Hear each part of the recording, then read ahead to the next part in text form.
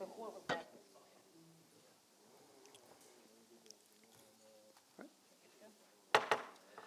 Well, good evening and welcome. This is a special airport board meeting for July 16th, 2025. And I'd like to welcome everyone here. Thanks for your participation and willingness to be here. I'd like Mr. Eddie Lowry to do our invocation if you want to stand for that. Dear Heavenly Father, Lord, we love you today. We thank you, Lord, for your many benefits, for the blessings, Lord, that you've given us today. Father, we ask that you give us the wisdom, the knowledge, the understanding that we need as this board comes together. Lord, we want to give you all of the praise and glory. We don't want any for ourselves. We're not trying to be someone that we're not. We're asking you to move in this meeting spiritually as well as God giving us the wisdom that we need. Bless each and every person that is here, Father, and we give you the praise. In Jesus' name, amen. Amen. Thank you, Mr. Lowry. And Mr. Dickey Harvey's going to do our pledge to the American and Texas flag. Okay. Face the American flag. I pledge allegiance to the flag of the United States of America and to the republic for which it stands, one nation, under God, indivisible, with liberty and justice for all. Face the Texas flag. Honor the Texas flag. I pledge allegiance to thee, Texas, one state, under God, one and indivisible. Thank you, Mr. Herbert. All right, for our roll call for this special airport board meeting, I'd like to welcome to my extreme right, Mr. Julius Buckley. He's the Mayor Pro Tem representing the City Council, correct? To his left is Mr. Dickey Harbour, Airport Board Member. And to his left, Mr. Eddie Lowry, Airport Board Member. To my right is Ms. Juanita Lemon, the City Secretary. To my far left is Mr. Al Cabrera, Board Member, thank you. And to his right is Jacob Litwin, Airport Board Member. To his right is Mr. Gregory Model, Airport Board Member. And to my immediate left is Airport Director, Ms. Erin Gordon. So we thank all of you for your participation and presence. And we have quite a few people, I assume from the airport, to witness and to speak if they'd like. So we have public comments. If you signed up for that, we have a list of them here. We have to limit it to 3 minutes. So we ask that you, we'll set a timer up here and we'll give you a wrap if you need to do that to stop your 3 minutes. But please keep your comments respectful and concise, and so we can all benefit from them. First off, we have Mr. Clay Dean. If you could come to the podium, that's what they're going to ask us to do for each speaker, is to state your name, your address, and I guess what you would say what you're commenting on, airport or what it is. Thank you, Mr. Dean. Okay, it's Clay Dean, 17785.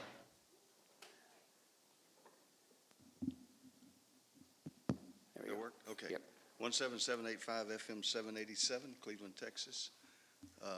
Here to comment on the airport, what's going on at the airport and the things that are wrong, the things that we need to get fixed. Okay? Thank you. Most of you know I was there for 10 years, so I kind of know what to do at an airport. Never had this kind of stuff going on before, so I just want to address these and get through them. The electric was installed in each one of the breaker boxes. Where's the generator? Who's responsible for doing that? We get quite a few power outages, and I've had to cancel a couple of flights because I couldn't get the planes out. The FOD at the airport hasn't been cleaned in 3 years, okay? Look at your back of your props. Anybody have any idea what props cost? And it's awful. I can't even get the plane in without the cart sliding sideways. There's so much FOD there, okay? Radio. The radio is locked up inside the office, okay? Nobody can get to it. So what if there's an accident on the runway that we need to get in there and warn other pilots before you can even issue a NOTAM? It's certainly not monitored. I personally witnessed with Dale a man walking down the side of the runway, we're calling the FBO to try to find out who can get down there and get them. Not a cricket, not a sound, okay? Rent increase? What are you going to give us that we don't have now? More FOD? The stripes on the runway in the airport reports were supposed to have been done 3 years ago. They're still not done. And when you come in at night, it's really hard to see where you're supposed to be. If you want to compare us to Conroe or Hooks, well, give us a restaurant, give us a tower, give us a fire department, give us all of the things they have if you want to compare those to those. Or what you should be doing is comparing us to people like Liberty, Lufkin, Chambers County, other Huntsville. Those are the kind of airports that Cleveland are. They're not a Conroe. They're not a jet there. My question is how much money was spent on this unauthorized event at the airport, and what was the purpose, and what did it accomplish? I don't know one airport tenant that attended that event. The runways were going to be closed. Reason was tried to give it to why not to do this and how dangerous it was, but with the steps had to be taken that went over everybody else's head to TxDOT and the feds to get this nonsense stopped. You can't put people on a runway. I personally lost an engine in the air, and if you got 20 people on the runway, I'm not giving up my life if I made that runway, because you got people on the runway, okay? And you do lose engines. They do it all the time. I was there personally. That was 3 already? Are you sure? Man, I wasn't halfway done. You got all the good points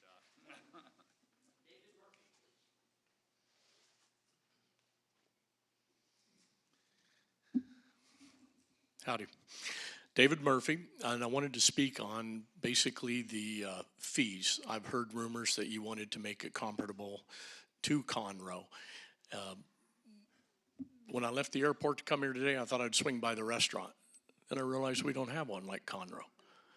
As I came into the traffic pattern, it was like a Mexican free-for-all flying your airplane, because we don't have a tower. We don't have anybody directing traffic. Safety, it's somewhat less than Conroe. You can't compare this to Conroe. In fact, if it weren't for Johnny investing what amounts to a small fortune in the maintenance facility, there isn't anything that you really have to offer more than Liberty. Strip of concrete and some gas. No comparison. Thank you.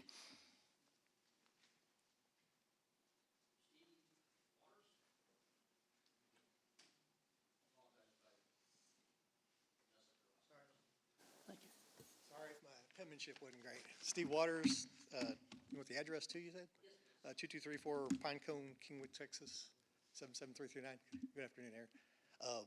Some of the stuff that's been brought up, I don't want to rehash of it, but we do have plenty of people that have a wide variety of experience. I've got 28 years in airport management with the Houston Airport System. I'm an administrator for the NOTAM system.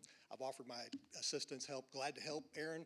We're here to help, not complain. The fees, I just would like a transparent, what are we looking at? We're looking at $1,000 a month, which is crazy, but just a transparent conversation of what we're looking at. We have no idea what those increases are. I'm personally paid through December. I didn't come out there until I had 6 months of rent. So that way I can give one, it helps the airport, I think, paying it up front. I would like to see actually an incentive for paying it up front. And then two, my check has been cashed, and those terms have been accepted. So I want clarity on, if there is going to be an increase. I'm not, just a transparent conversation as to what they are, when, and some of the technical details of that. And as far as helping bring Cleveland up, at least I'm all for, the fuel. Cleveland has about 600 operations a month. They have about 1% of the traffic that Hooks and Conroe have. Conroe has the most of all three of them, actually. We don't even have close to the traffic, and that counts the pattern traffic that we all deal with. So we're here for suggestions. I would be all for soliciting and reaching out to increase our fuel sales. Yeah, we can't force that, but we can all contribute to go meet with these flight schools that come in and out and ask to buy fuel and provide a solution to provide more income. And I don't think we should look at penalizing the people that are here. We care. We want to fix the airport up. We keep it. I never will plan on calling anything about if a door hangs or whatever, I fix it. We fix our own stuff. We don't plan on being a burden. We want to be a positive, a plus to the airport, not a negative. So we just ask for the same in return for the clarity on the hangar rent and fees and how it would work. And then my particular specific one is the technicalities of, I pay a little in advance because I budget. I don't want to be, Aaron, I don't want you chasing me around trying to get my check. You're going to have it up front, so the technicalities of that. If there is an increase, I think it should be fair and comparable to what the services we're getting. We're not asking for anything really more than a little more of that. And I'm here to, any help with, that is needed, training, whatever, I'm here to help. All right. All right, thanks. Thank you. Thank you very much. Mr. Ernest Bales.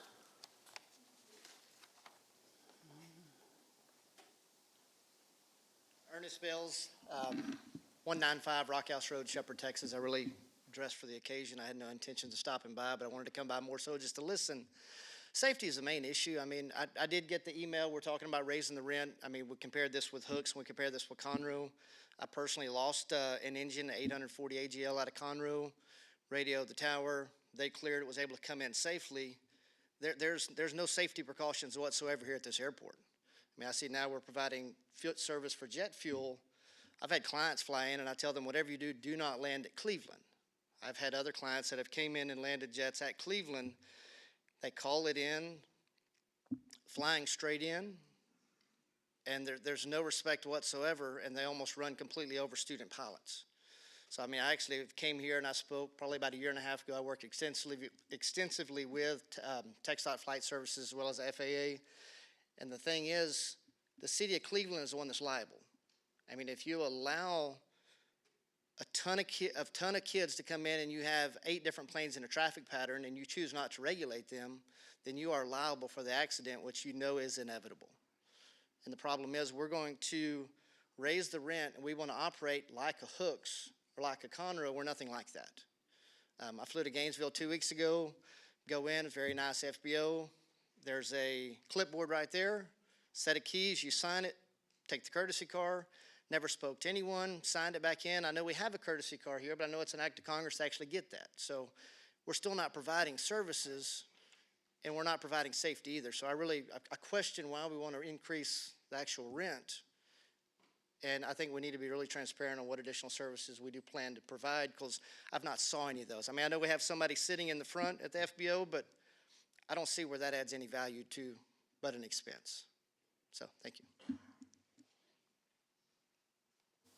Thank you. Mr. Dustin Newell.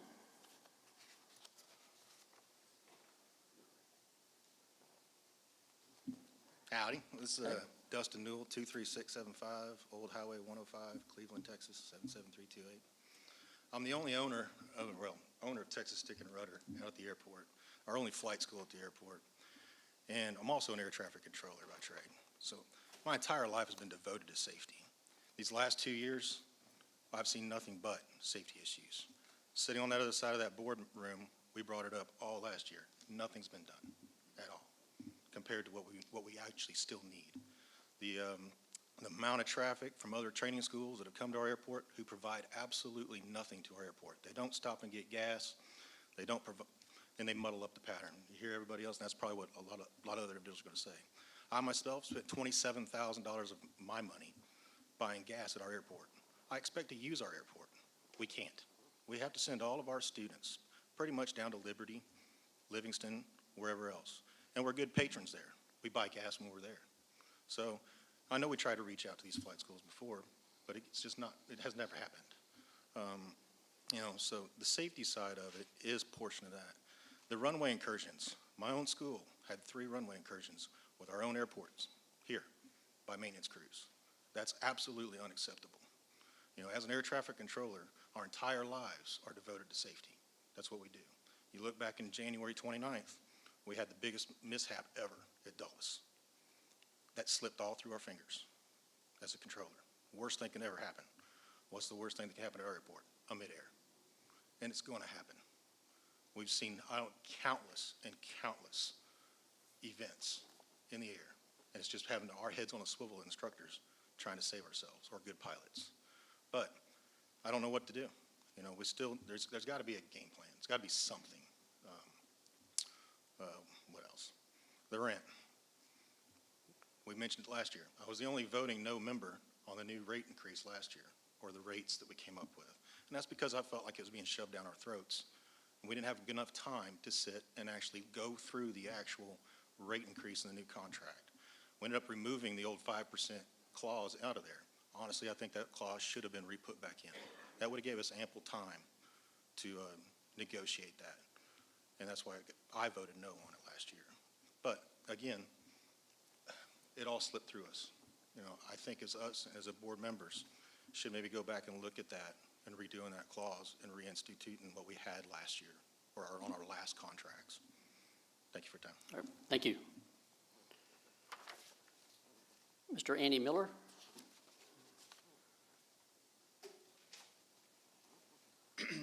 My name's Andy Vista Del Lago in Huffman, Texas. Have 2 airplanes at the airport. My question is about when there's a vacancy on the advisory board. You know, I want to truly understand how people are vetted or interviewed, because I know that there's people with talent that are passionate about aviation, that have been in aviation a long time, that could bring, or own businesses, that could bring a lot to this board. And I'm speaking personally because I followed the rules, went in on the website. When there was a vacancy, somebody called, and I was never interviewed. So nobody knows if I'm the best or if I'm the worst. I just want to know what the selection process is when there is a vacancy on the advisory board. Okay? That's All right. simple. Thanks. Thank you. Mr. Johnny Whitson?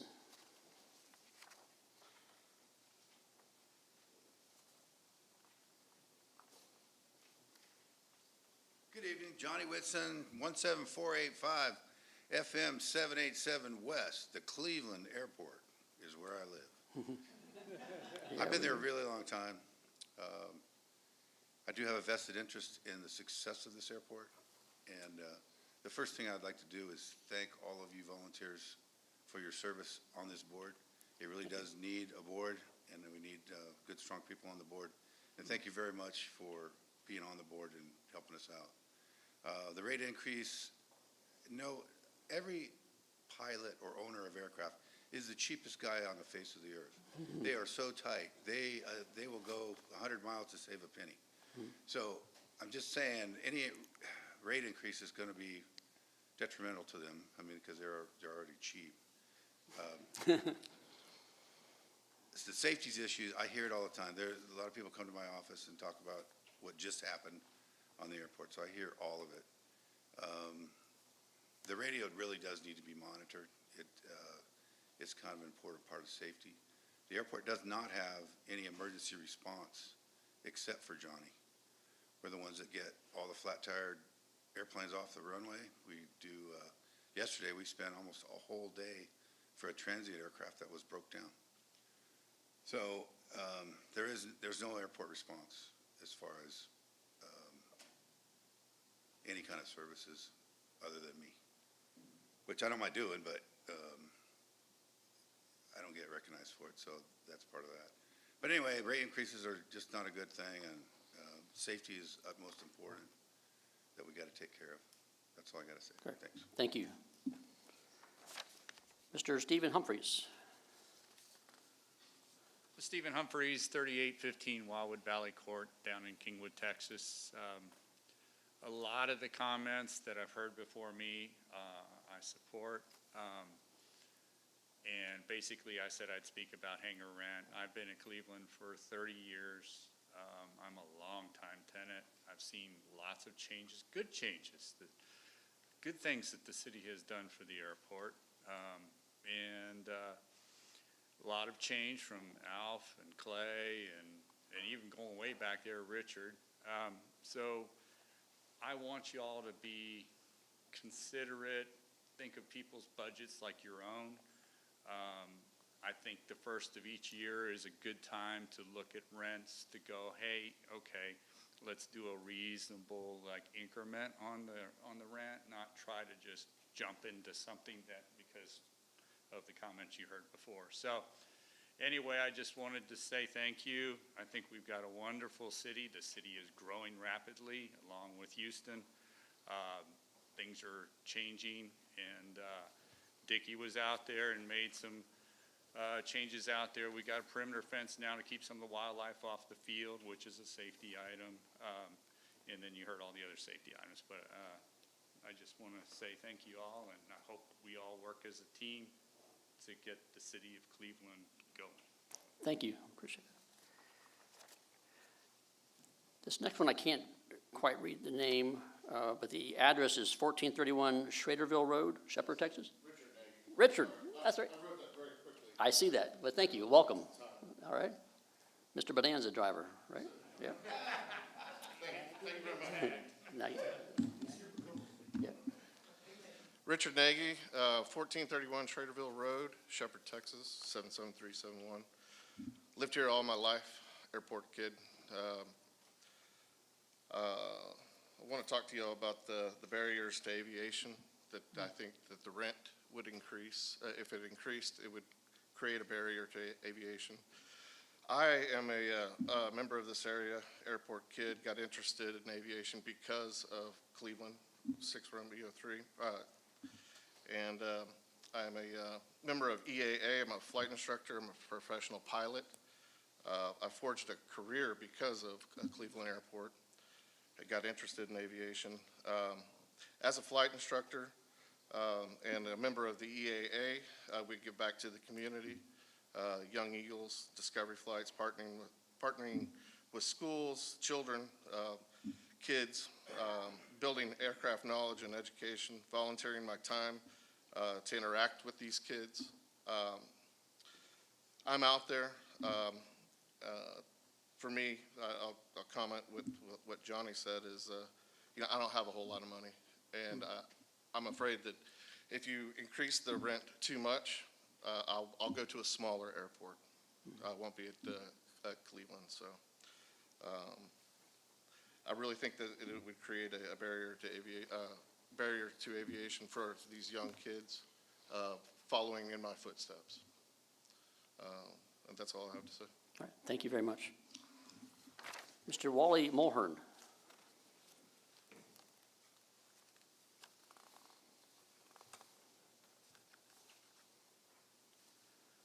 My name is Wally Mulhern, 2506 Eagle Post Drive in Conroe, Texas. I've been a tenant at Cleveland Airport for a little over 10 years. Cleveland's my home airport. I'm not going anywhere. Having said that, I have an office at Conroe. I'm a designated pilot examiner. I administer about 20 check rides a month. I did 186 last year. 90% of the check rides I do are out of the Conroe Airport. And the email we got was asking, comparing Cleveland to Conroe. Again, Cleveland's my home airport. And it's basically my home airport because of Johnny Whitson. He babies my airplanes. I want to say this, though. The last 3 times I've gotten fuel at the Cleveland Airport, 2 of the 3 I've had issues. And when I'm trying to fuel the airplane, the rate at which the fuel is coming out is about a gallon a minute. I usually put about 60 gallons in my airplane. I'm sorry, I'm not going to sit there for 60 minutes. I'm going to fly down the road and get fuel somewhere else. I'm going up to Oshkosh next week in my airplane. So I came out today to fuel the airplane to make sure that I didn't have to make a fuel stop 100 miles away.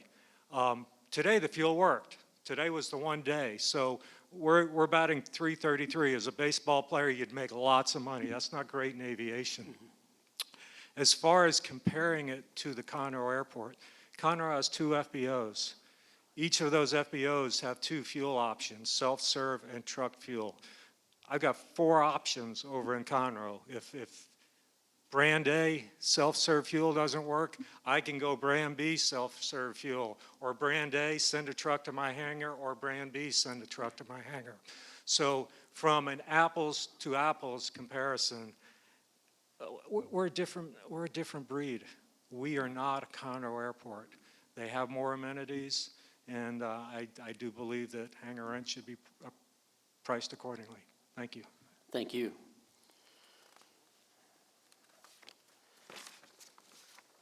Mr. Mike Stevens?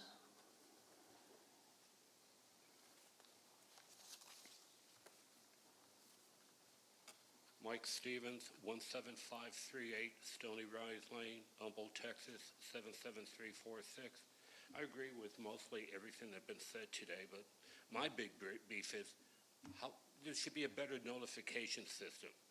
Everybody at the airport got an email. Why didn't we get an email? I think some of these meetings are very beneficial to pass information back and forth with the council for safety, aircraft usage, everything that we've been talking about tonight. So please, let's get a better notification system in. Okay. Thank you. And Mr. Larry Elliott, please.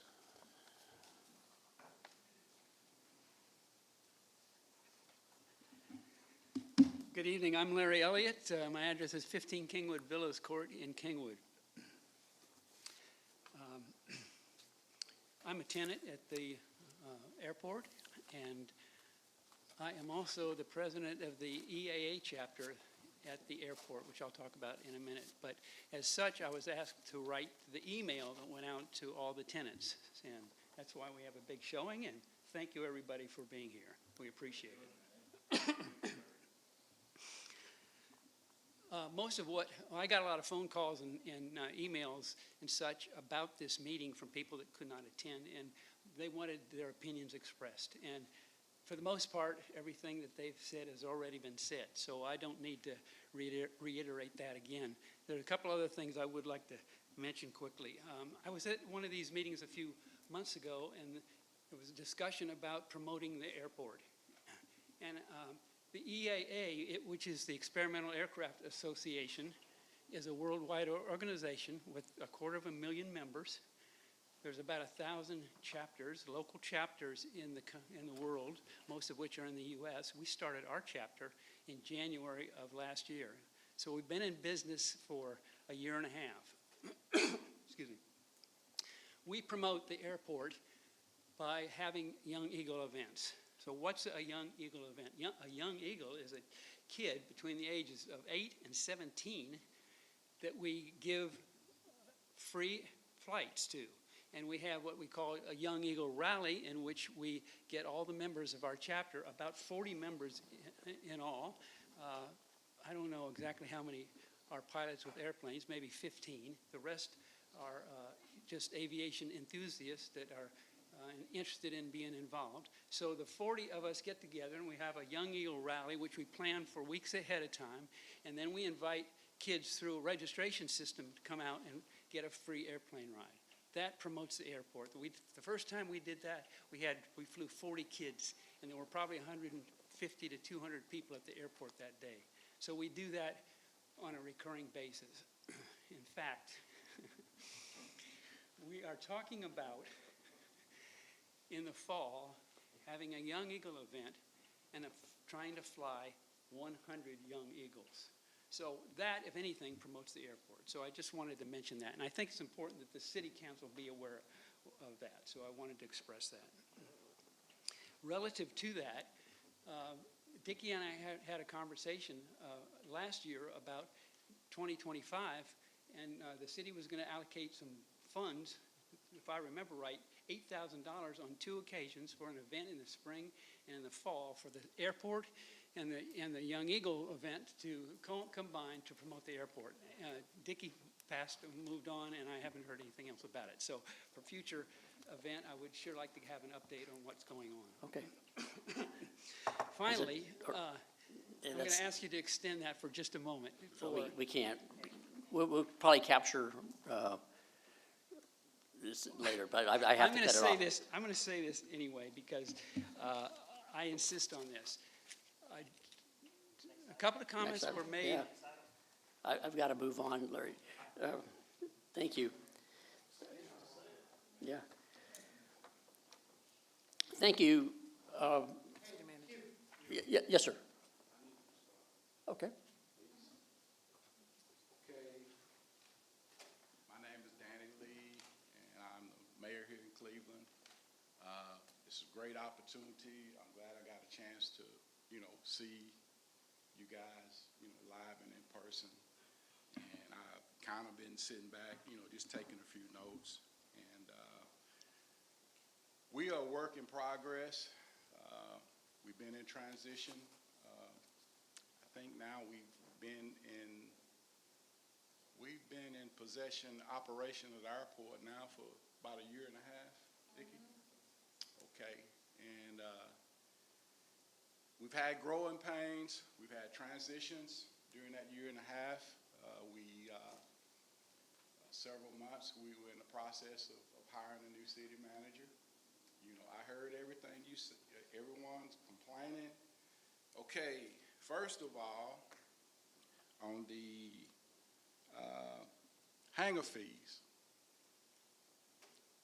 Now, somebody correct me if I'm wrong. I got two council people here. We haven't discussed hangar fees yet. I mean, we looking at all options. That's our job, is to make Cleveland Airport the best airport we can, that we can make it. But, we have to look out for the taxpayers of Cleveland. The airport will never be a money-making venue for the city of Cleveland, not a large money-making venue. But we want to make it fun. We want to make it safe. We want everybody to feel welcome. I mean, that's what I'm here for. I tell people all the time, we've been doing, okay, what we've done here in the last 6 months. Last week, we just had a celebration, the 60-year celebration of Cleveland. And we're changing the image of Cleveland. That's been my motto. Change the image of Cleveland. Okay, this past May, we changed 15 out of 16 propositions in our city charter. We're trying to change things. I hear everything you're saying, and I understand, I feel your pain, but just give us opportunity. Lee Tipton now has been here for less than, 30 days? 45 days? Started May 21st. That's been number one on our agenda. I told him when he got here, got a lot of cleaning up to do. Am I right, Lee? We got a lot of cleaning up to do. So give us a chance. I mean, give us a chance. We want to make this right. I mean, I've been here my whole life. This is what I do. I'm retired. Cleveland has been good to me. I moved back home. I want to build Cleveland up. Okay? But as far as the fees are concerned, I mean, I don't know where this outrageous rumor came from that we're going to raise, Eventually, I mean, human nature, nothing stays the same. There are going to be changes. But we're just not going to come in and just charge some outrageous fee. No, we're not going to do that. I mean, we're going to do what's right and what's fair. What's fair for the tenants and also what's fair for the taxpayers. Okay, a gentleman spoke about the qualifications for the airport board. Go online, fill out the application. Okay, now that's one of my duties as mayor, is to nominate people sitting on the board. Okay, going forward, I would do a better vetting process and looking at all the applicants more thoroughly. Okay, maybe I dropped the ball on that, but this is new to us. The city, this is new territory for the city. We've taken on the airport, and we've had like 3 different leaderships. We have changes on the council. So just bear with us. Give us some time. Okay, safety is first. We're going to keep you safe. I mean, I'm listening. I know Lee is listening. I told him, that's his baby. Cleveland, Texas, that's his baby. And I told him last night, we got a lot of cleaning up to do, not just with the airport. And I just ask everybody Just give us a chance. Okay, I know everybody's frustrated. We've been through a lot of changes in the year and a half we've been through on our second airport director. So give us a chance. We got a new council, got a new city manager. Just give us a chance to work all this out, okay? I think I checked on everything. But going forward, we have an open door policy. Myself as mayor, if you have a problem with any operation that goes on with the airport, you're welcome to come talk to me. And I know Mr. Tipton feels the same way. Every councilman on our council, we have open door policy. So just come and talk anytime and discuss this with us. I mean, you know, we want to make change. We want to make positive change. Something that's going to benefit the tenants and also benefit our city. So I think I touched on everything, you know. Right. I didn't mean to hijack your No. meeting, but Thank you, Mr. Mayor. it's just kind of hard, you know, for me to just sit back and not respond. Because I know we have a good staff. We got good people that's working hard. You know, just give us a chance. I mean, you know, we less than 30 days now, or 45 days. So, okay, Lee, you got something to say? Okay. Just take a brief Right. Yeah. Go ahead, Lee. I want to make sure everybody's minds are at rest. I don't know where Conroe came into the equation as far as being looked at as a market value for us. That is not on the list, so everybody calm down a little bit. I'm a fair man. I came from the police world. As the mayor calls, I'm going to shoot strikes and balls.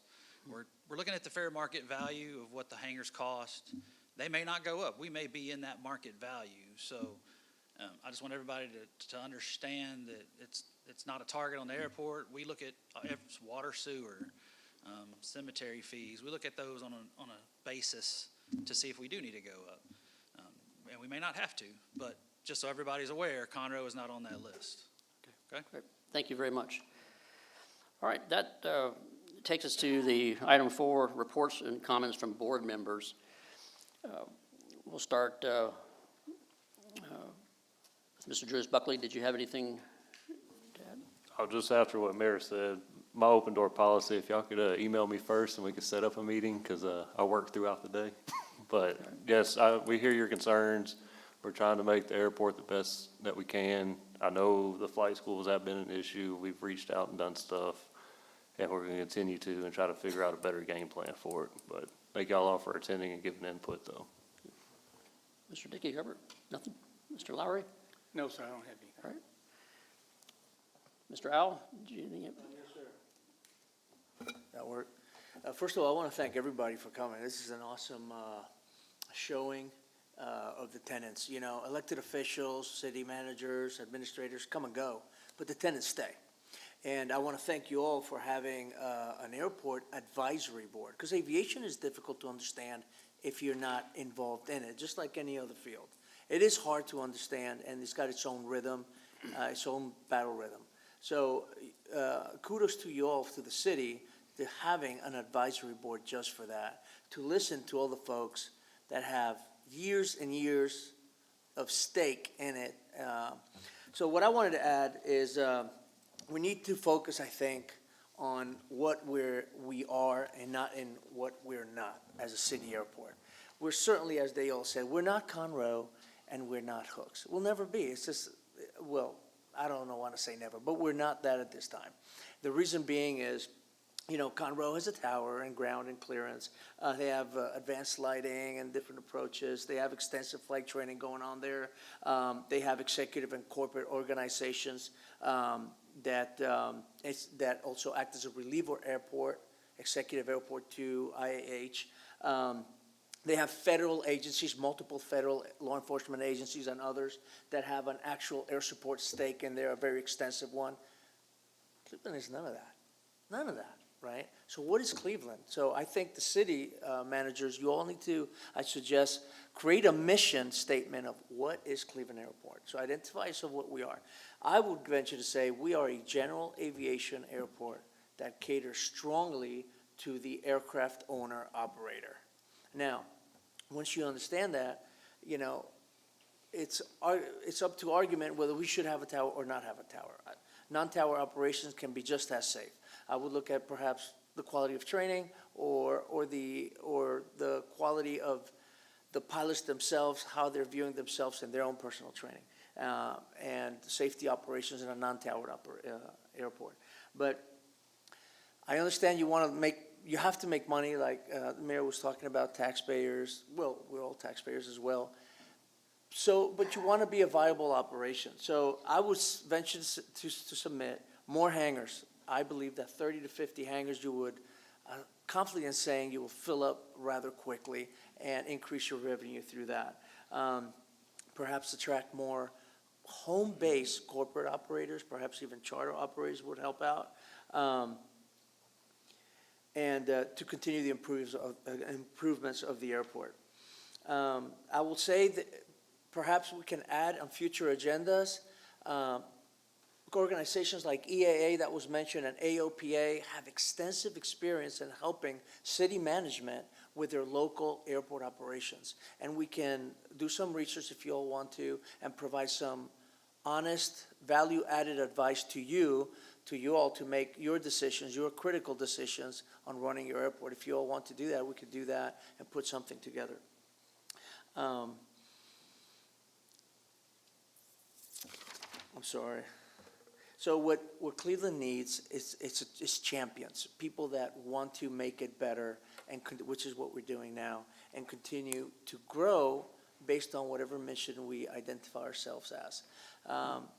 Increasing hangar fees, I strongly suggest against it until, based on, obviously, there's going to be some, there should be some at some point in time, but I don't like to use the word cheap that was used out there, although probably true, but it's a budget. Most general aviation aircraft owners, very small percent are the very wealthy. The rest are hardworking folks that are budgeted on everything they do. And many of the tenants, I'll venture to say, of Cleveland Airport are many pilot operators that ran away from Conroe and Hooks because of their high prices and also the extensive operations that make some of the flying just less fun. So that's all I had to add today. Thank you for listening. Thank you. Now, Jake, do you have anything to add? No, sir. All right. Mr. Modell? Well, I want to echo what Albert said and say thank you for everybody that came. And I really appreciate the presence of city leadership here. It speaks highly about your interest in the airport, your interest in what the tenants have to say, and certainly the interest in what we have to say as a board. I also personally want to say thank you for the privilege of being on the Airport Advisory Board. I know I and my colleagues up here take our role very seriously, and we see that role as being your eyes and ears on issues that are aviation related that perhaps the normal layman doesn't truly understand. And so for us to see issues that we believe the city needs to understand so that they can take appropriate action really requires us to engage and to honor our role as you intend, I believe, Mr. Mayor, for us to be and to be your eyes and ears out there. So I would say a lot of the things that we are bringing up could easily, it's going to be a challenge, not a challenge to us, it's going to be important for us not to make those complaints, but to illustrate those as true issues that we need to face and then make appropriate decisions to address with them. If we do not bring that to your attention, then we're failing as a board. And so I think a lot of the topics that are on our agenda today, that is the spirit with which we're bringing them forward, is so that you're not blindsided by stuff that's cooking out there at the airport when in fact you do need to know, so that you can make wise decisions that match the vision that you have for the city of Cleveland. So again, I want to thank everybody, thank you, and certainly thank, on my behalf, I think, for the privilege of being up here on the board. Thank you. Thank you, Greg. All right, Ms. Aaron, your director's report is you're up. There's no director's report at this time. Okay, thank you. So next would be the approval of the minutes from the last meeting. Was there any further discussion that we needed to have? Oh, sorry. I don't know if the other board members had a chance to. No. We did. Oh, they all did? Oh, Yeah, okay, yes, gotcha. sir. I'm sorry, I missed that. Thank you. Any discussion that was necessary on the the minutes from the last board meeting? They look pretty straightforward. I make a motion to approve the minutes from June 5th, 2025 Airport Board meeting. Second. All right, thank you. That's seconded from Mr. Julius Buckley.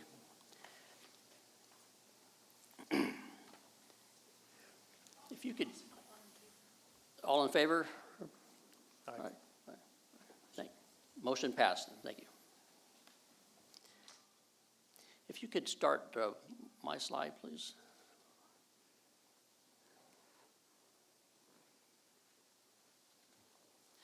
Well, again, thank you for everybody that's attended this is the biggest turnout that I've seen since I've been on the board. This is my first meeting as the chairman of the board, and it means a lot that the interest from the tenants, because the tenants we're the backbone of the airport. When we write our checks, we write them to the city of Cleveland. So we feel that, we are the customer there, and that's kind of an emphasis that I'd like to make on this presentation. This next item is really kind of why we're here, why I felt it was important to call this special board meeting, and that's discussion of safety items.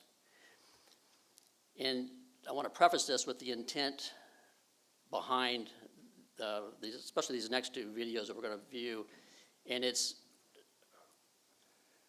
we're all about safety at the airport. We enjoy flying, we enjoy aircraft operations, but at the end of the day, safety has to be number one. And our intent is to not expose the city of Cleveland to any unnecessary liability.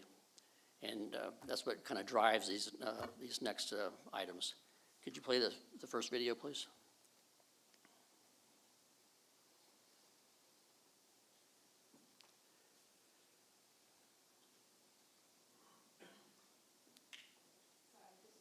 That's right.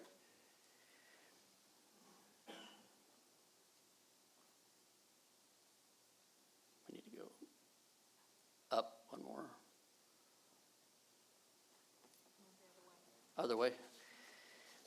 It doesn't take long to look on the internet to find incidents where aircraft and vehicles come in contact, and the result of that is usually can be fatal. And we have a couple examples of incidents with aircraft operating at airports similar to Cleveland that resulted in one was a fatal accident, and one was an accident that didn't result in a fatality, but it was significant. We're trying to get the technical part of this working. There isn't? Show the picture, I guess. Okay, well, you can show the picture, and I'll describe what happened here. This incident was an uncontrolled grass strip airport. The aircraft was approaching the land and came in contact with the mower.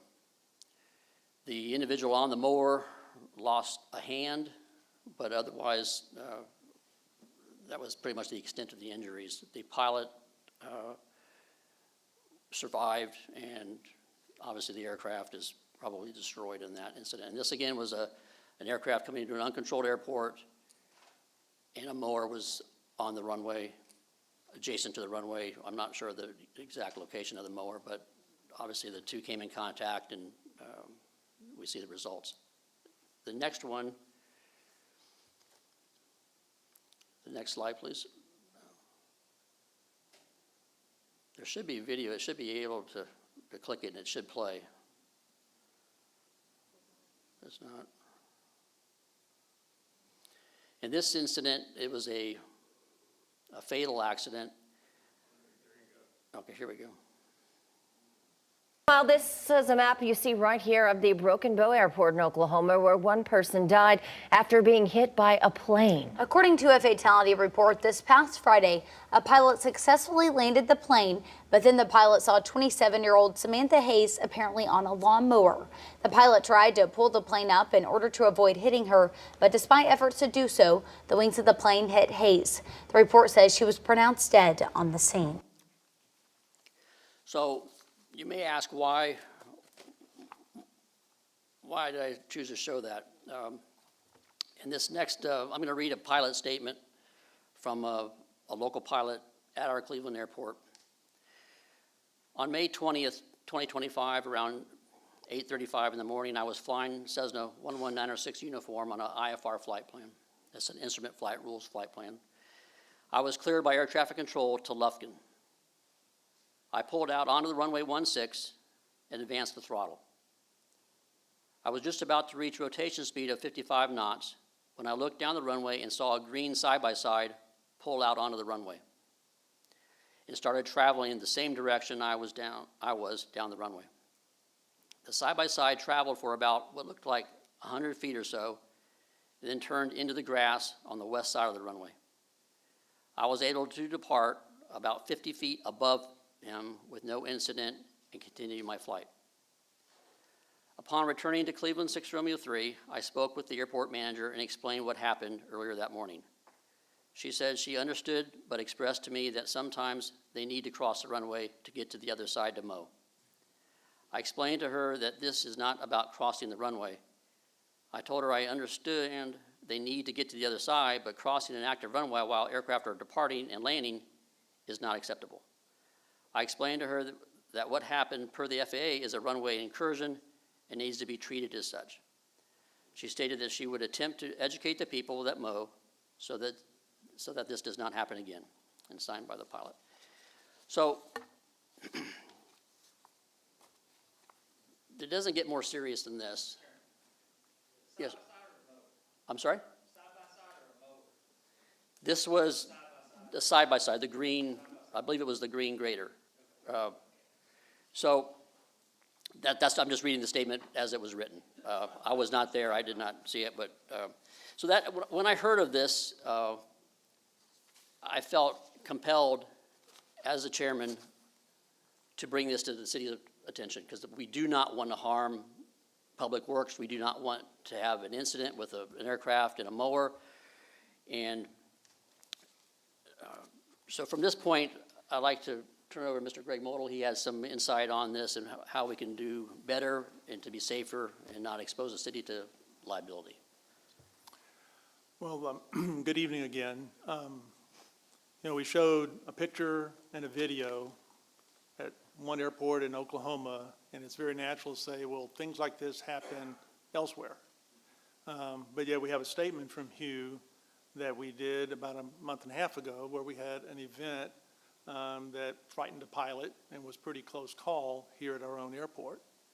I'm also a flight instructor at Cleveland, and about a month ago, I experienced something similar personally. There were about 5 aircraft training flights in the pattern, mid-morning, mid-June is when this occurred.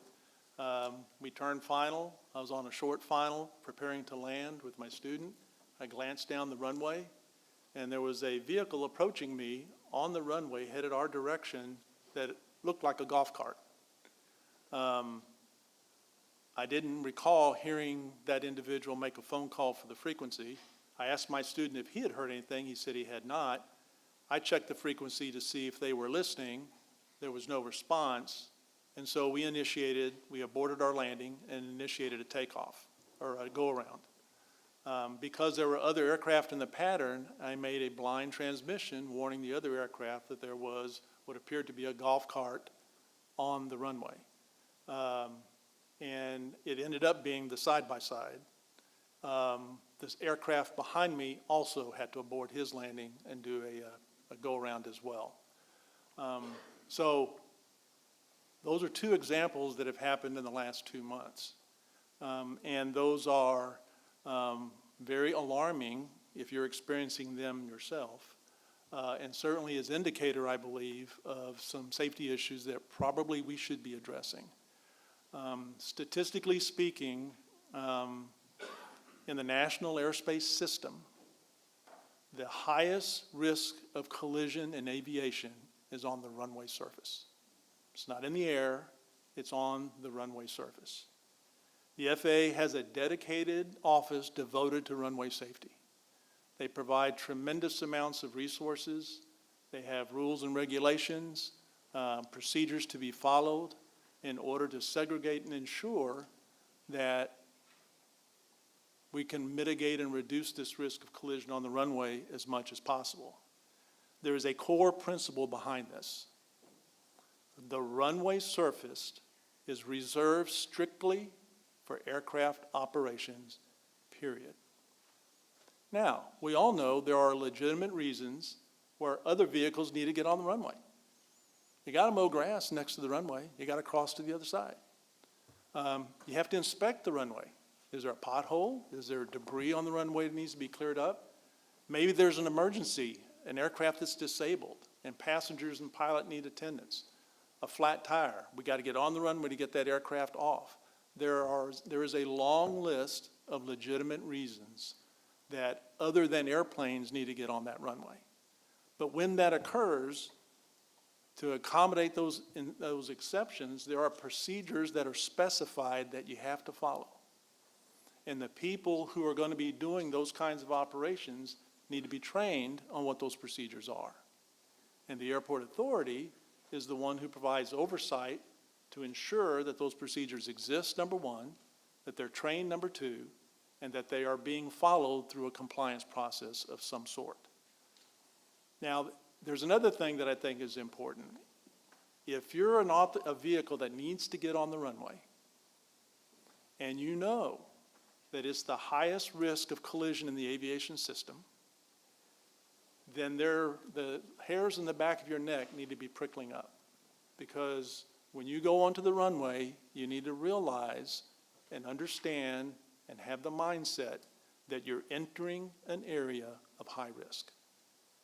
So follow the procedures, make the phone calls, do all the things that you need to do. The FAA has published what is called an advisory circular. And it's Advisory Circular 150. I'd like to ask Juanita if you could bring up that first document for me. And I'd like to spend a few minutes going through it because I realize a lot of folks on the board and in the room may not be aware of what this guidance is. And it provides us as a board and us as a city and us as an airport of the things the FAA recommends. Now, this document applies to not just Cleveland, it applies to Intercontinental. There's a whole lot of different types of airports in the system. So I've highlighted a few things that I'd like to take a few minutes just to go through. First of all, on the first page, the overall responsibility for operation of vehicles on an airport rests with the airport authority. The FAA recommends the guidelines and the specifications of this advisory circular for ground vehicle operations on airports that they be followed. Next page, please.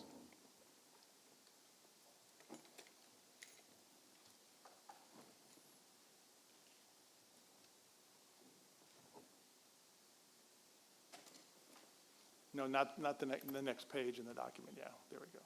Nope. There we go.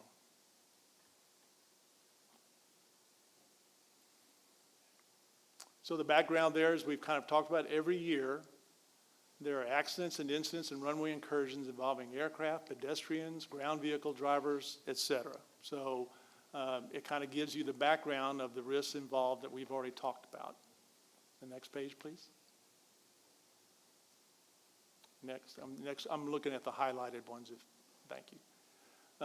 Airport operators are ultimately responsible for establishing procedures and policies for vehicle access and the operation on the movement and safety areas of the airport. Next page, again. Vehicle operators on the airport face conditions, this is common sense here, that are not normally encountered on public streets and highways. Therefore, anyone with vehicular access to the movement of safety areas and has a legitimate need to be there must have an appropriate level of knowledge of airport rules and regulations. The airport's ground vehicle driving program can give this information. Any person expected to operate on the movement and safety areas should be qualified and authorized to operate in that environment. We encourage non-certificated airports that are not Part 139, which is air carrier airports, to develop a driver training program appropriate to their airport's needs. And then Appendix A, which we won't get into, provides a sample of what that would look like. Next page, please. So if their training is initial training, recurrent training, remedial training, next. Airport operators should keep vehicular and pedestrian activity on the movement and safety areas of the airport to a minimum required for operations.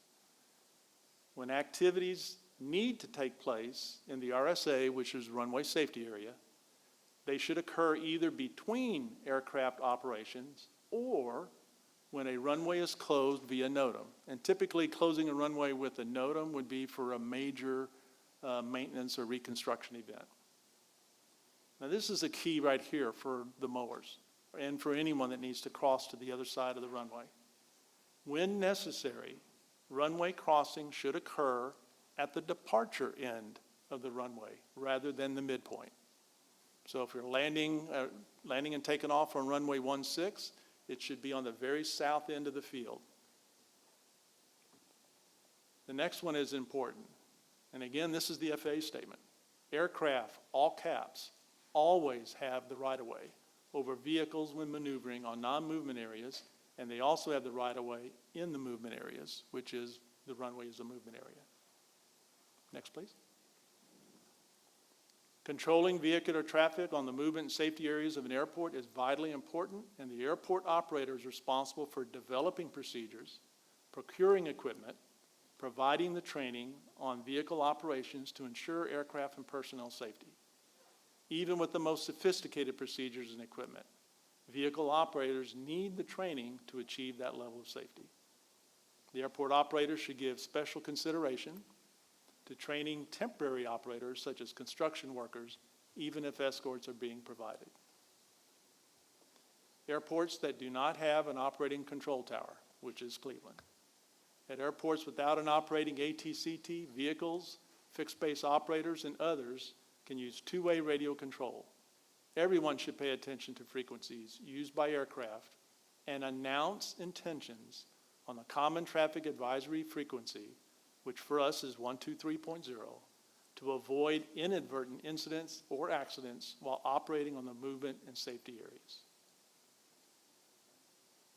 The airport's rules and regulations for vehicle operation should provide adequate procedures for the safe and orderly operation of vehicles and aircraft that are taxied or towed by anyone in the movement and safety areas of the airport.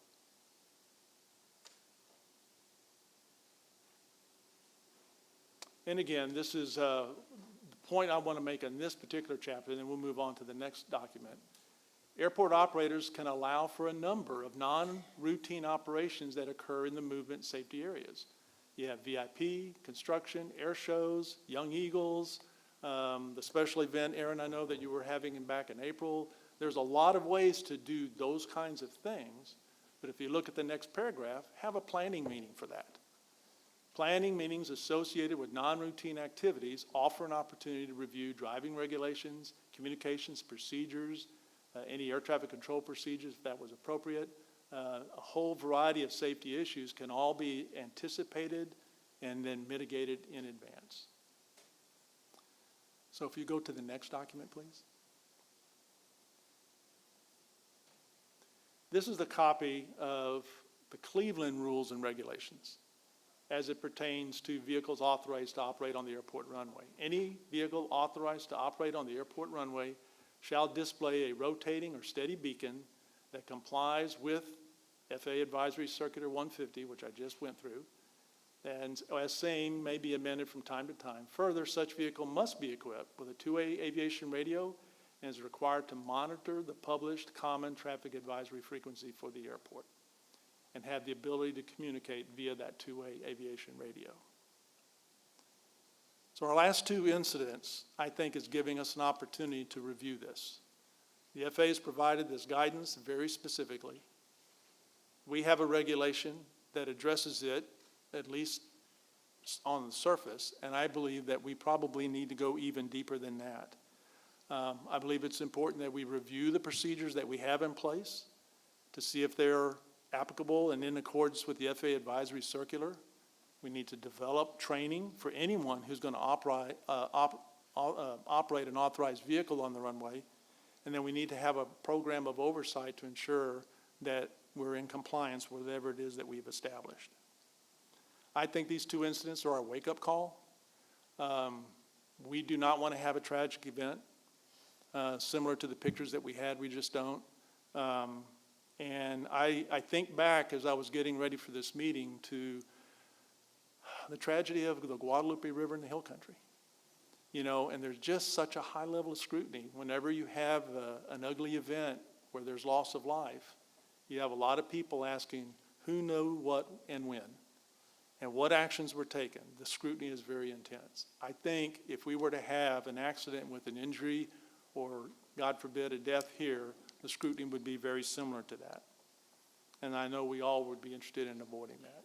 So if you could put up my third document, please. So I have prepared a draft, a proposed recommendation that I suggest that the board consider to adopt and provide to the airport authority. The advisory board recommends that the airport authority establish the following in accordance with FAA Advisory Circular 150. One, detailed procedures be developed or for authorized vehicles to follow when entering, crossing, or utilizing the active runway. Two, a formal training program be developed and administered to all operators of authorized vehicles that use these procedures. And three, a system of oversight and control to ensure that the established procedures are complied with. And that's Okay, thank you, my Greg. portion. Can we request a motion to vote on this? Not at this time, or? Okay.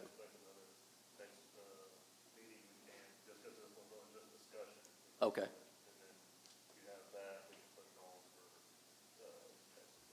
Okay, thank you. Okay. So, thank you, Greg, for that. Again, we're trying to avoid any kind of safety event at the airport. That's the whole intent behind what we just discussed. Can I say something real quick? Yes, sir. Thank you for the information and, you know, doing that work to give us an option also to look at. Okay, you're welcome. Thank you. All right, item number 8, discussion on airport maintenance items. These are some of the items that I've heard from tenants that come to mind. It's not an all-inclusive list of items that we need to do at the airport, but we need to be, we can do a better job at this, I believe. The file removal, you know, foreign object damage is, you know, at airports, there's always going to be debris on the taxiways, runway that we need to do our best to eliminate. Someone mentioned about getting their props dinged by small rocks and stuff on the taxiway. I know in front of, I believe it's between B and C hangar, and you know, when it rains, the gravel and little stuff will collect in that area. There's an area there that's has quite a bit of rocks and debris there. I know just when I pull into my hangar on the Charlie hangar, if I pull my aircraft in, if I don't shut it down perpendicular to the hangar, it'll blow just all kinds of debris and stuff into the hangar just because the ramps are full of, just loose rocks and debris. So I'm not sure of what the process is for the city on the FOD removal. So that's one thing we can discuss. The surface striping, I believe Mr. Dean mentioned that, was possibly an airport improvement project that was scheduled several years ago. The airport runway markings are very faded, hard to identify. The taxiway lines are faded. I would like to see added, I don't think any of the hangars have it, but all the individual T hangars, not the in box hangars, but the T hangars, a lead-in stripe added to the surface would aid greatly in, safely putting the aircraft in and out of hangars. That is, I'm sure there's some out here that would comment on that, but we don't have that, and that would be probably an easy addition to surface striping. The mold removal, I noticed I was over at Johnny's facility the other day, and if you look south on some of the new hangars there, the ground it's all green. So there's some mold growth on that surface of the hangars. All the new nice fencing that we have on the west side of the airport, if you've been out there lately, you look, there's all kinds of growth, plant growth, trees overhanging and stuff like that. So, and that's going to aid in destroying all that money that was spent on that fencing. So that probably some maintenance needs to be done on that. Any other items that we can discuss on that? I'm open to adding to this. Any board member input or from the city, if there's any input on that. Ms. Aaron, I'm open to discussing that. Public Works, did you guys want to make a comment on that? The mold, the overgrowth on the fencing, any comments?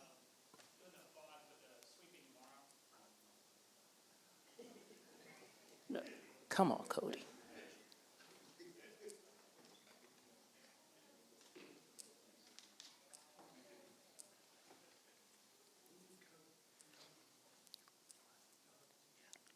Cody Arnold with the Street Department, with Public Works. We'll be out there tomorrow to do the FOD removal, sweeping of the runways, taxiways around all the buildings. We spray out there twice a year, all the fences, overgrowth along the buildings. With all the rain, we just sprayed that May 7th. I checked back in my notes where I sent Miss Aaron the email, letting her know.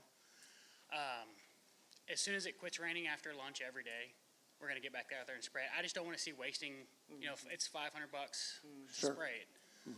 We're going to get back out there and get it sprayed. The NOTAM was emailed to be sent out back in March to let everybody know that we'd be mowing every Monday, unless otherwise noted. And if there's any questions, I'm reachable at Public Works. My phone number is available on the website and at City Hall. Reach out to me if you see you need something done to your hanger, light's not working, anything, reach out to me, I'll get it taken care of. You can ask people that I work with, I'll get it taken care of. If I don't know about it, I can't help you. Okay. I would assume that we should go through Ms. Aaron.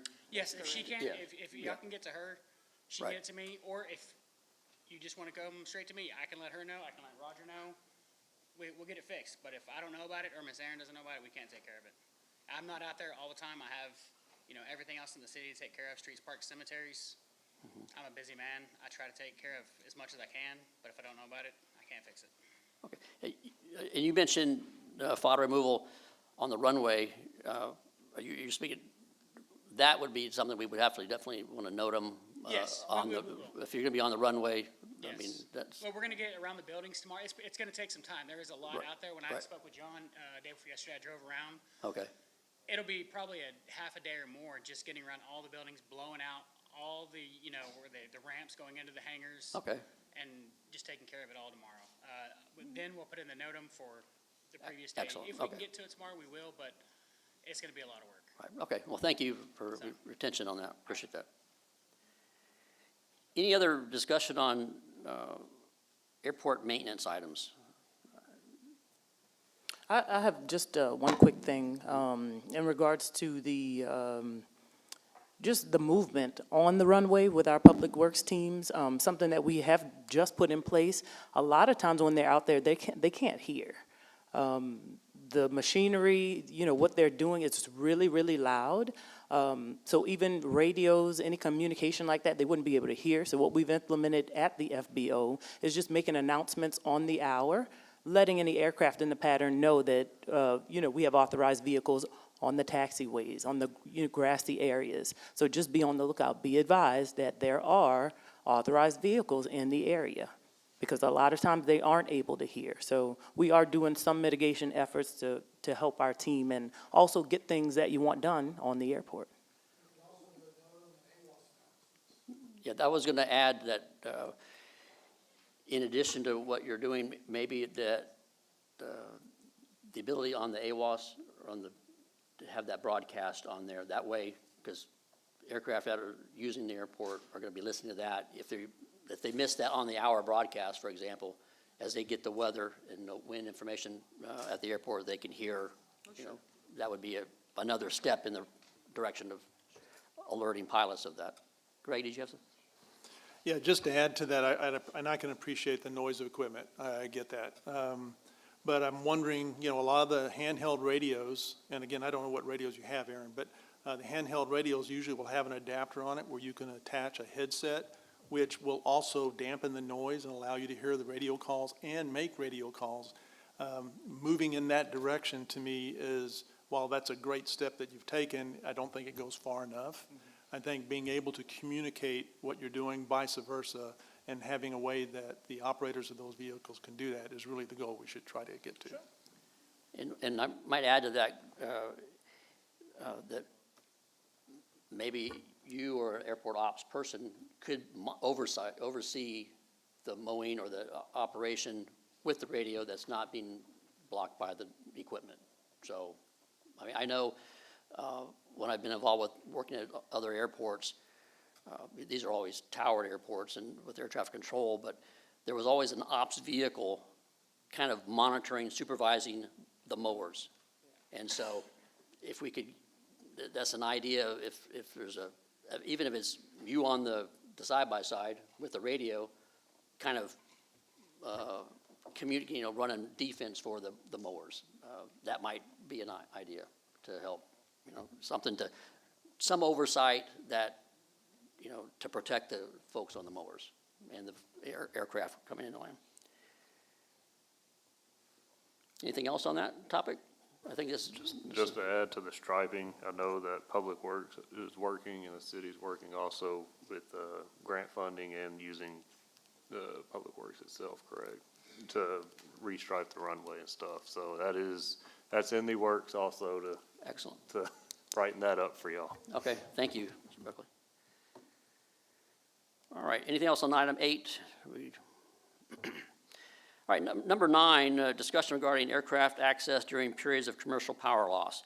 I believe Mr. Dean mentioned that in his public comments. I know when I first joined the board, there was discussion of outfitting the hangars that have the electric bifold doors or the electric operated doors to be able to use a generator or something when we have no commercial power. I don't know the status of that or what, so I wanted us to discuss that and if we could learn more about that. And I know that was kind of, I think, under your tenure, Dickie, you were there talking about that, so maybe you can start this off for us. Yeah, sure can. So probably about a year ago, we had generator plugs installed on every hangar at the breaker box, the ones that had the bifolding doors, all the electrical doors. Mm-hmm. There is a generator. It's located in the building with the lights that the tenants can use to plug into that plug to open your door. Okay, how do tenants get to that generator? Just go in and let the lobby know that, hey, I need to use the generator. Grab it out of there, use it, open your door. And if no one's at the office, is there? It's unlocked. It is, okay. Mm-hmm. That's matter of fact, that was Clay's recommendation that I keep it in there because it's unlocked and it's easier for tenants to get. So that's where I keep it at. Okay. All right. So. Yes. Will somebody provide training because plugging into a board and the power comes on?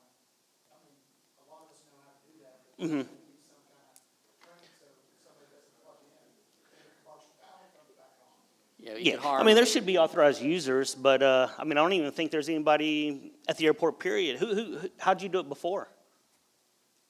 Usually myself or Clay or one of us or Johnny, we actually went over it for everybody. Okay, so there's some authorized or some trained users. Yeah, they have to be trained because if you Yeah. get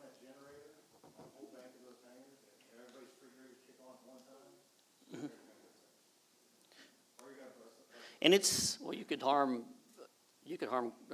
yeah, and then somebody that's that's the other working on thing the, in too, the that, you know, it is nice to have. There are certain people that I think should be identified to use it. It's not a mandatory item. If power goes out, nobody comes to my house and runs a generator so I can work from home on the computer, you know? Just an example. Well, But, you know, it's there. It's a nice to have. We put that in place for the tenants to use. You take advantage of it. I did, yes. They are 100% up to code, approved, you know, the electrical code from the city. They followed all of that. The business was licensed through the city. Everything, all the permits were pulled. Everything is legit on those things, unlike before. Yes, it is. Okay, so that's good. I'm glad we had this discussion because I wasn't aware. I have an old hangar with old doors and, Oh, yeah. So I announced that during the meetings because it only took 4 weeks and we were. well, I done. had someone call me about it. That's Yeah, why. Dustin's used it before. Yeah. Okay. It- All right. I mean, it works. Okay, well, that's Take that's good to advantage hear. of it. That's why we're having this discussion, because I wasn't aware of it, and I had someone call me, hey, how can I get in my hangar? Yeah. And, Okay, yeah, all right. good. So excellent, so that's good. There's a gas can in there also in case it needs to be, you know, if it runs low on fuel, to be refueled. If the gas can, if anybody sees it, gets low, just let them know, because we just take it over to Public Works and get it filled up, or Public Works can fill it up. Yeah, I mean, well, the airport's not gonna be manned 24/7. It's a. I announced it during board meetings several times. Yeah. Yeah, that, Nikki, I missed exactly where's that generator stored? You know where the square building right behind the terminal is, next to Clay's hangar? Yes, It's in there. it's in there, got it. Yeah. Okay, thanks. Because it's got, it's out of the weather, it's easy to be out of sight. You know, you can't keep it in the terminal, in a Right. closet. And there's no place else to keep it unless you keep it out in the weather. We don't want to do that. right. It's perfect for the F hangar, that's great. Yes, sir.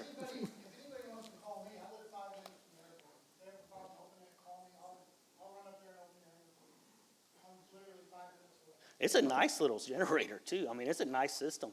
Okay, well, that's excellent. I'm glad that we discussed it, and so I would definitely recommend that any future tenant agreement, just be an item discussing that, and that tenant can seek training and more information from the airport director on that. Thank you. Anything else on that? Item 10 is a discussion regarding TxDOT funding status or use of funds. This was brought to my attention, and I haven't been involved with the funding in the past on this, but TxDOT has a ramp fund that's, I believe it's $100,000 a year that's available to airports. The state's fiscal year is September 1 to August 31st. The FY25, the fiscal year 25 ramp funds was requested, I believe by you, Mr. Harbour, on September 19th of 24, right after the fiscal year, okay? As of Monday, this just a couple days ago, July 14th, TxDOT says there's no invoices that have been submitted against those funds. So we have until, hi, hello. I'm the finance director. Oh, perfect. The ramp funding is submitted at one lump sum at the end of the year. I have all the invoices together. We have to spend $111,111.11 to get the $100,000 reimbursement. It's a reimbursement grant. Correct. So at the end of the year, we submit for the full amount. We don't submit throughout the year. Okay. So we do have all of those invoices. Oh, okay, that's excellent to hear. What I was told, and this may be redundant, it says they haven't received the invoices, and the work must be performed Prior to August to 31st. Right. Yes, so we have enough. We have to compile the documentation. There's a form that has to be completed in addition to the check copies and the invoice copies Okay. and submitted to TxDOT. But all that is Okay, Yeah, great, it's thank you very much. That answers the question. I just, like I said, I didn't know about it. Someone mentioned, what about our TxDOT funding? So. Yes, we that's- do, the ramp funding is every year. We submit Yes, that ma'am. every year, at Okay. the end of the year. All right, thank Yes, you sir. very much. You're That- welcome. That helps a lot. It's spent on several things. Part of it is the fence extension, there's the clearing, there was, I have it on my desk, I can go pull it. Actually, I have it in my phone. Yeah, majority of it was spent on the clearing and the fence build. The other parts were changing fuel filters on the fuel tanks, getting the meters redone. Okay. Okay. And is there, Ms. Pam, is there any leftover funds available from the previous year? Is that applicable? No. We received $100,000. Oh, okay. Okay, perfect. The additional funding that they may be, I'm sorry. So the additional funding that they may be referring to is the IIJA funding. That is something that Dickey has more information on. I wasn't aware of this until a few months ago that the city actually has this funding. So that is for fiscal year 22 and 23, it was $159,000 and $145,000. That was applied to the ALP plan. So that money is being used for that. We do have funding available for 24 and 25, and the amount for 26 has yet to be determined. Okay. Those funds, we have 4 years to spend, and it's a 5% match. And I'll give you a little bit of clarification for that. So the ALP, as everybody knows, is required 100% by law in the FAA to have on hand for the airport. Ours is outdated, so we're using 2 years of this funds because it costs $330,000 to do it. So we spent $30,000 of ours, plus the $300,000 for those 2 years of the FAA. We have 2 additional years. The plan is once the ALP is complete, because it's going to give us a Could you use what that acronym stands for? Yes, for people the that- ALP is the airport layout plan. Thank you. So it maps everything on the airport, and it maps future growth on the airport and recommendations on how to grow that. So what it's going to do is it's actually in work right now. So they're fixing to have a meeting next week, I think the initial kickoff meeting, so we can get this started. Not me, but, that's between the city and FAA for for the plan. So what this plan is going to do is it's going to lay out direction for this airport from 5 to the next 20 years. So the key is to use those next 2 years of money because we have time to fix or start building whatever they identify. Like Al said, new hangars. If they point out new hangars there, yes, let's use the ALP, or the IIJ funds for that. This helps, once it's identified on the ALP, it helps TxDOT see that, hey, this has already been recommended, Right. this is approved, this shows where it could be on the airport, it's legit to be there on the airport. Yes, let's give them the money. It's a lot easier to get it, Okay, a lot terrific. easier to use it. All right, thank you very much. That answers some questions, and, because we don't want to lose that money. We don't want to lose that money, so that's great. Any other discussion items or comments on that TxDOT funding? Anybody? If you could please bring up my PowerPoint again, please. In the, kind of the rest of the next slide, please. A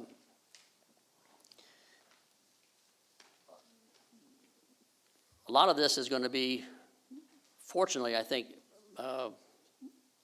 unnecessary, but I want to just go through this just to help clear the air on some items.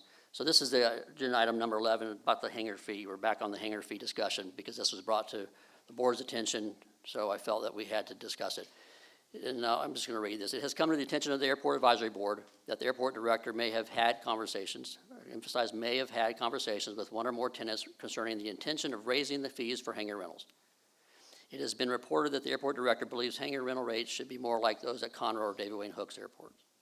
To my knowledge, there's been no formal discussion or vote by the Airport Advisory Board or City Council concerning a change to the City of Cleveland's master fee schedule, and you all had alluded to that.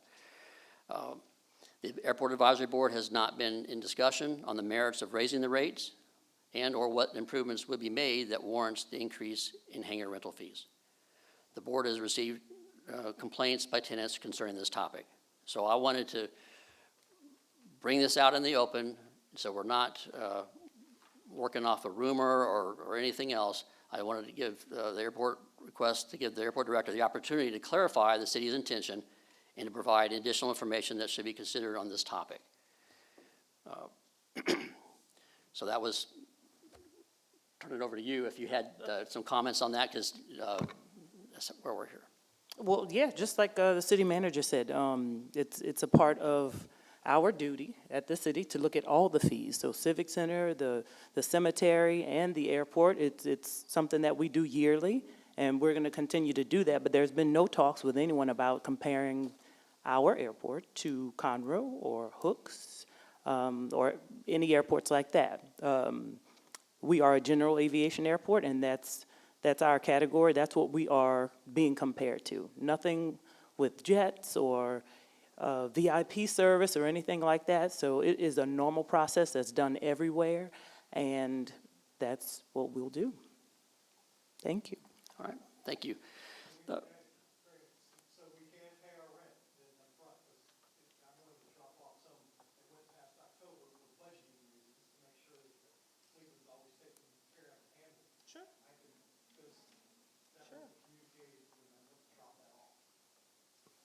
Sure, if you want to pay upfront for, like, until January, you're welcome to do so. Pam?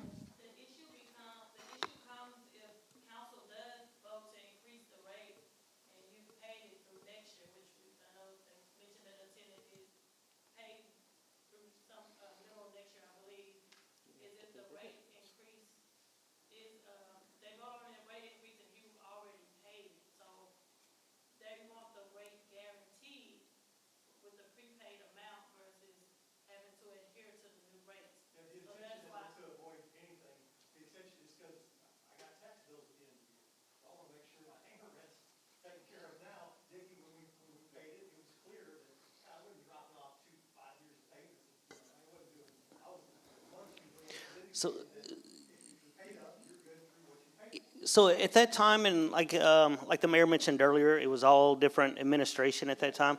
And the policy was, if you paid, because I had 5 tenants that come in January 1st, January 2nd, and they pay for the entire year. So you're locked in at that price for that year. If prices went up in June, you've already paid for that whole year, and that was the benefit of paying for the whole year. And like yourself, you come in, twice a year. Yes. Now, yes. Mm-hmm.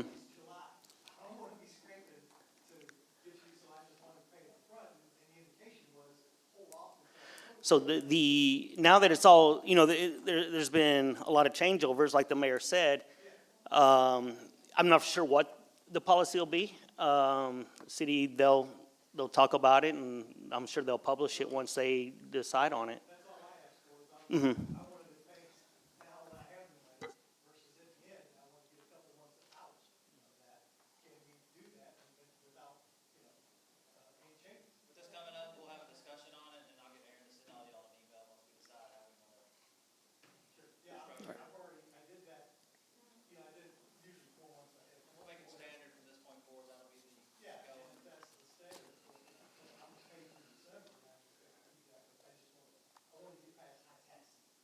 Okay, thank you. Next slide, please. So with that as our groundwork, I want it's kind of who is the customer for us and the city? I know all of you, and when I pay my hangar rent, it's to Cleveland, City of Cleveland. Basic definition of who the customer is, it's who's paying and who's receiving the service. So, given this definition, who is the City of Cleveland's airport customer? Next slide, please. That's obviously going to be airport tenants and the pilots that choose to land and depart at the Cleveland airport. I don't see, personally, as the aircraft in the pattern, they're part of the NAS. They're part of the National Airspace System. They're not a customer of Cleveland Airport. They're using, national airspace, and But those aircraft that land and depart and use the airport, the runway, our taxiways, our ramps, our hangars that been there, I've been there probably over 23 years, a tenant at the Cleveland Airport by choice. I left Conroe too because of the high fees and all the stuff going on over there. So, I mean, I really like Cleveland Airport. And so I think sometimes in the way things get, the way life goes, we kind of lose track of who the customer is. And next slide, please. I don't want us as the board or the city of Cleveland, we want to keep that concept in our forefront. We want to remember who we're serving, and it's the tenants primarily and the aircraft that pilots that use our airport. So next slide, and please, is this whole thing with Conroe and hooks. I know this was the reason that I made these slides was because this is what I heard. And that's why I wanted to give the director the opportunity to kind of clear the air and make sure that we're not, operating out of rumor that we're wanting to raise the rates to be that of Conroe or hooks. So in the spirit of, who's the customer and what are the services that the customer is paying for, let's look at the next slide. And we've already talked about, the Conroe and hooks, and here we are at Cleveland, a rural country airport, uncontrolled airport, and uncontrolled airspace.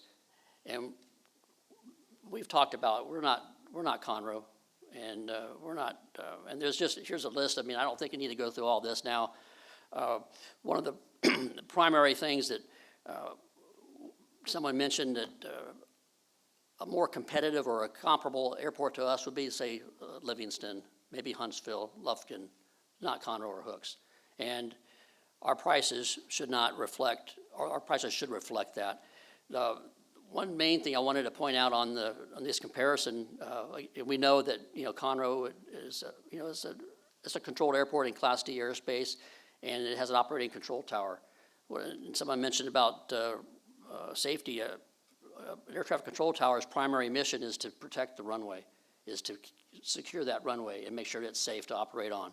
We don't have that feature here at Cleveland. We all look out for each other, and we operate in a way that's this best of our ability to stay safe, and that's what our goal is here. In a comparison, but looking at this, we have a single runway. Conroe has 2 runways. Along the primary 1432 at Conroe is 7,500 feet long. It's served by an ILS approach, an instrument landing system approach, with an approach lighting system. In the dark of night, the weather's down, where are you going to go? You're not going to go to Cleveland, you're going to go to Conroe Airport. And there's reasons why we're not the same airport. Again, we mentioned the services to the airport tenants and those pilots that use our airport. Conroe has 2 full-service FBOs. We don't really have an FBO. We have a city office at the airport, then we have self-serve fuel. If someone were to taxi in and need service for their aircraft, a corporate aircraft, for example, if they needed lav service, if they needed ice for the ice bins in the aircraft, if they needed air for the tire, if they needed basic pilot supplies and like that, we don't have that at Cleveland. We're a rural airport with basic, we have fuel. So to compare the two, I think we can see that they're not similar. Someone mentioned, the restaurant. If you haven't been to the Black Walnut Cafe at Conroe, it's a pretty good restaurant. They also have a medical doctor there that does FAA flight physicals there. That's no small task. They have U.S. Customs Service at Conroe. Next slide, please. So we can see there's significant difference between the 2 airports. These 2 airports are not comparable, and they should not be used for establishing hangar rental fees at Cleveland Municipal Airport. Next slide, please. I'd like to request a motion to not increase hangar rental rates for the upcoming fiscal year. I'm requesting a motion for that. Discussion item? Okay. Next slide, please. Then I do propose to reinstate a provision into the current and any future tenant agreement the following. This was found in a previous Cleveland Municipal Airport tenant rental agreement. Increases of rent tied to the current urban consumer price index may be instituted yearly. Such increases shall not exceed 5% of the current rental rate.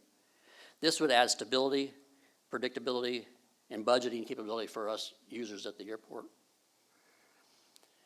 I know this is something that we'll have to work with City Council on. No, this, what you got written here is perfect, because even in the airport's compliance manual, this is exactly what the FAA states. Right. That every year, you know, rents can be raised, but they shouldn't, you know, exceed the CPI of 5%. So just want to kind of take this time to kind of calm everybody's, calm everyone down about this, the rental rates. No decision has been made by the board. We haven't discussed it. We haven't, there's been no vote by the city council on raising rates or whatnot. So, and moving forward, I think we've made it, established a case that we should not be comparing ourselves to Conroe or Hooks Airport. And on that, I request a motion to adjourn. Second. All right, motion accepted. Meeting is adjourned. Thank you. Or hit No.